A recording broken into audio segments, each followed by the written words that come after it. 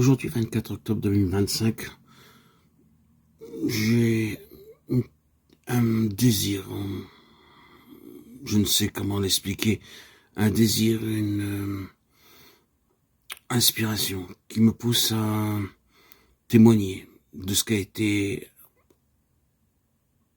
en résumé, à l'âge de mes 57 ans aujourd'hui, ce qu'a été cette vie pour moi, ce qu'est toujours cette vie pour moi. J'ai pendant de nombreuses années, dès l'âge de 17 ans, cru en Christ. Malgré les yeshivot, les écoles talmudiques que j'ai côtoyées, celles d'Aix-les-Bains, de Méhacharim, au centre même de Jérusalem, et toutes les autres écoles juives que j'ai côtoyées, que ce soit au Talmud Torah, j'ai toujours eu un mal existentiel qui me poussait à croire qu'il y avait autre chose que cette vie juive qu'on m'imposait, à laquelle j'étais restreint, qui est très belle, bien sûr, enrichissante en connaissances, car le peuple juif est le peuple du livre, le peuple de la sagesse. Mais en dehors de toute cette sagesse, à laquelle d'ailleurs je n'ai pas entièrement adhéré, et pour moi ce fut une bénédiction, car en cela j'ai pu rencontrer Christ et voir ailleurs. Me suis intéressé à Bhagwan Sri Rajneesh, Osho Rajneesh, un maître de la méditation. Je me suis intéressé au yoga, à toutes ces choses, toutes ces techniques de méditation. Mais rien ne m'a apporté de bonheur plus que Christ lui-même. Et je lisais secrètement, dès l'âge de mes 17 ans, la Bible, le Nouveau Testament. Contrairement à ce que les Juifs, les pharisiens d'aujourd'hui nous inculquent et nous interdisent de lire, je faisais abstraction de leurs commentaires et je continuais à poursuivre mon chemin dans mon cheminement en suivant le Christ. À l'âge de mes 25 ans, l'année de mon mariage, j'ai décidé de vouloir me faire baptiser. Mais vu les contradictions, les oppositions qu'il y avait à cette époque, et par rapport à ma femme qui elle-même qui est toujours juive orthodoxe, j'ai pas pu payer le prix que je devais payer. Donc j'ai renoncé, je continue à lire secrètement la Bible. Jusqu'à l'âge de mes 51 ans, où j'ai pu être baptisé le 26 septembre 2019, grâce à des missionnaires qui se trouvaient sur mon chemin au lac de ma ville, la ville natale, où je vis encore aujourd'hui, et où ma fille m'a amené à les rencontrer. C'était merveilleux. J'ai pu, en rencontrant ces missionnaires, ces hommes venant pour la plupart de Haïti, certains ont émigré à Montréal, d'autres sont en France. Grâce à ces hommes, grâce à ces personnes, j'ai pu recevoir le baptême par immersion, au lac même de ma ville, au lieu de rencontre, même où on s'est rencontrés, tout simplement. Le baptême à l'endroit fixe où on s'est vu, a été fait par immersion. Et j'en suis ressorti complètement différent. Moi qui étais toujours recroquevillé sur moi-même, replié sur moi-même, mon squelette, mon être physique s'est redressé. Je n'étais plus replié sur moi-même, j'avais reçu une sorte de dignité, de force régénératrice qui n'était plus de ce que j'avais vécu. Je vous rappelle que j'ai subi de nombreuses hospitalisations dues à mon état bipolaire et que mon mal-être existentiel a commencé déjà dès ma préadolescence.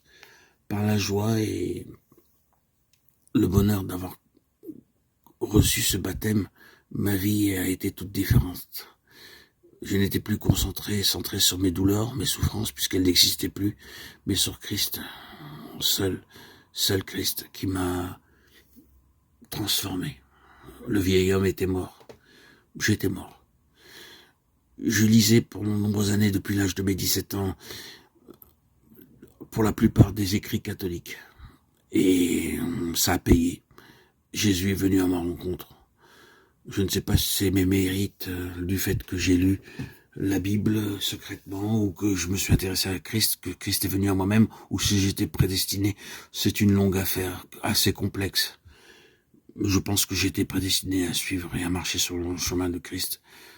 Vu ce que j'ai enduré, j'avais pris la croix, j'ai reçu la croix, subi la croix, avant même de recevoir le baptême. Donc, mon premier amour fut l'Église catholique. D'ailleurs, j'allais très souvent à l'église, à la paroisse Saint-Louis-d'Antin où je prenais l'Eucharistie alors que j'étais même pas baptisé. Et je recevais cette présence réelle de Christ. D'où, encore aujourd'hui d'ailleurs, cette foi en l'Église catholique que je garde secrète au plus profond de mon cœur, que je vous divulgue aujourd'hui. Cette foi en l'Église catholique qui m'a tellement apporté par l'Eucharistie, où j'ai vécu la présence réelle de Christ. Puis, après, j'allais dans l'église de Haïti, où j'ai reçu beaucoup d'amour, émotionnellement, sentimentalement. L'esprit fraternel était là, bien présent, puissant. Et je suis resté pendant plus de 5 ans, tout en côtoyant l'église catholique et en restant à prendre l'Eucharistie secrètement. Puis après, j'ai rencontré l'église Patmos, où je me suis vraiment renforcé. J'ai connu, à travers les écrits de frère Verboen, Baksing, frère Austin Sparks, Jesse Penn Lewis, Watchman Nee, tous ces écrits qui sont à ma disposition, qui m'ont enrichi, grandi, édifié. Et c'est toujours une merveille puisque je continue à les lire. Donc aujourd'hui, à l'âge de mes 57 ans, je voudrais faire un petit résumé de tout ce qu'a été ma vie. Une réjouissance, un succès, une réussite par Christ. Car sans Christ, ça aurait été, pour moi, vu mon passé, mon historique, si je n'avais pas reçu le baptême, peut-être le suicide ou la mort désirée et aspirée. Mais aujourd'hui, en Christ, par Christ et pour Christ, je vis une vie édifiante.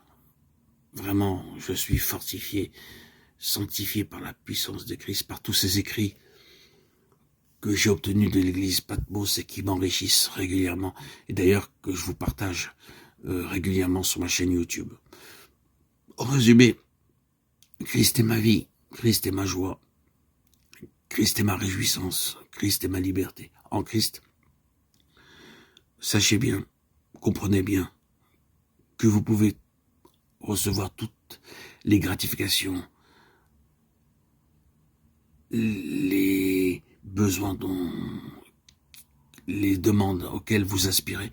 Mais quoi qu'il arrive, vous devez bien savoir que l'élève n'est pas plus grand que son maître et il faut subir et recevoir des épreuves pour pouvoir appartenir et faire partie de l'Église de Christ. L'Église de Christ n'est pas une mince affaire. L'élève n'est pas plus grand que son maître. Sachez-le bien, suivre Christ, c'est un chemin, c'est un parcours, c'est un cheminement où ce n'est pas facile. L'évangile n'est pas un évangile bonbon comme tous les prédicateurs. Les prédicateurs et les évangélistes qui s'intéressent à votre porte-monnaie veulent vous instruire. Suivre le Christ, c'est porter la croix. L'élève n'est pas plus grand que son maître, c'est porter la croix. Ainsi, vous pouvez avancer, comme ce le fut pour moi. C'est une merveille, et ça l'est toujours à ce jour. Gloire à Dieu au plus haut des cieux, et paix sur la terre aux hommes qu'il aime. À toi, Seigneur, tout honneur, toute gloire pour les siècles des siècles. Alléluia.